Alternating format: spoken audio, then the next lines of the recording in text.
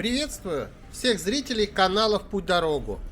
Взяв штурмом гору, от бухты Золотой Рог вышел к одной из величайших достопримечательностей Стамбула.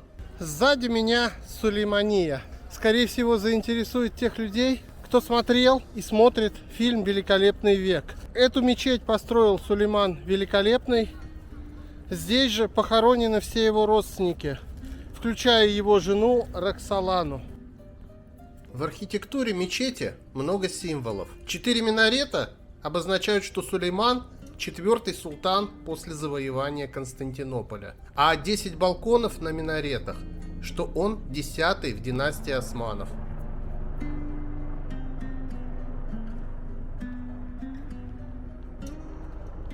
Попасть в основной передний двор перед мечетью можно через 3 входа. Сам дворик окружают 24 колонны, а портик галереи украшают 28 куполов.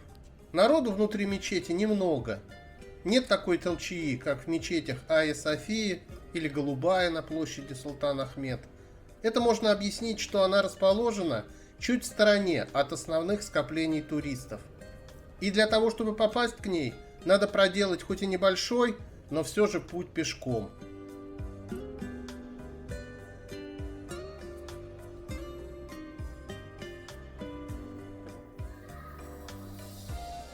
Разуться требуется, как обычно, у входа. Обувь можно взять с собой, можно положить в ящички для хранения недалеко от вашего местоположения. Они всюду. Сулейман любил захватнические войны. И хотя не был таким кровожадным, как его отец, дел натворил немало. Захватил Белград и вырезал всех его защитников. Полностью изгнал европейцев из севера Африки. Присоединил территории таких современных государств, как Алжир, Ливию, Марокко, Эфиопию. Разгромил 100-тысячную армию венгров. Захватил современный Будапешт и осадил Вену, которая была взята уже после его смерти. Это только малая толика его кровавых дел. А вообще он вел войны по всему периметру своего государства, присоединяя к нему новые и новые земли. Однако были и неудачи. Рыцари крошечной Мальты разгромили 30-тысячную армию вторжения и скинули ее остатки в море. Султан тогда потерял четверть всей своей армии. Отношения Турции с Россией при Сулеймане были не очень. Причиной была вражда Московского государства и Крымского ханства, которое входило в состав Османской империи. Вассалами Сулеймана признавали себя также и казанские, астраханские и даже сибирские ханы. Турки эпизодически принимали участие в походах крымчан на Москву. Вот насколько далеко простилалась длань Сулеймана. Прям какой-то мировой правитель. Даже Индию хотел подчинить, как Александр Македонский. Но тоже не вышло. Внутри страны он был бескомпромиссным борцом со взяточничеством и сурово наказывал чиновников за злоупотребление. При строительстве мечети большое внимание было отведено акустике. К сожалению, у меня не до конца получилось в этом удостовериться.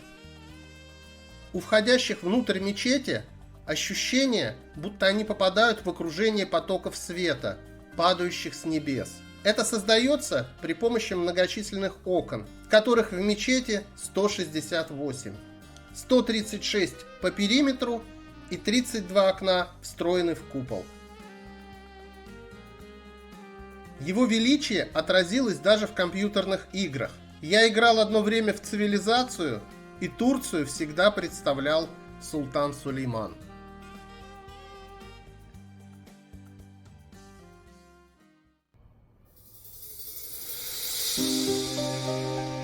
Ходит слух, что персидский шах, с которым Порта находилась в состоянии холодной войны, узнал, что строительство мечети тормозится, а строилась она 7 лет по причине нехватки финансов, и преподнес в дар множество драгоценных камней, намекая на финансовую несостоятельность султана.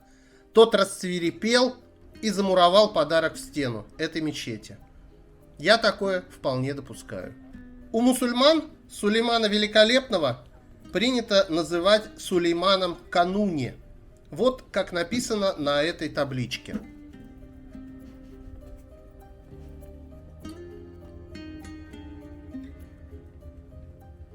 Кладбище, примыкающее к мечети, является действующим и сейчас.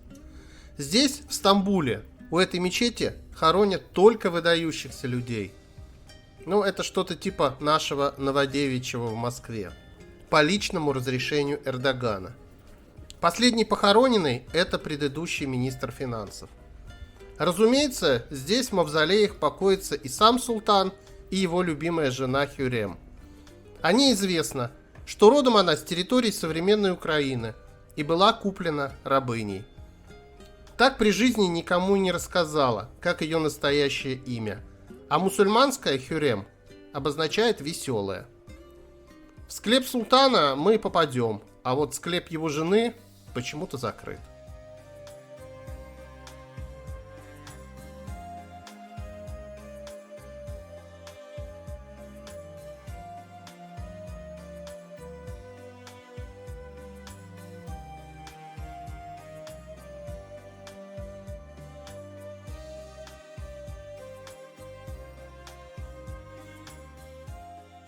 Этим фамильным склепом мы закончим осмотр Сулеймании.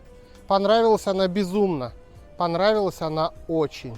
Посетите ее, мои рекомендации. А вы, друзья мои, подписывайтесь на канал «В путь дорогу». С вами был Лябин Валерий. До новых встреч, увидимся, пока!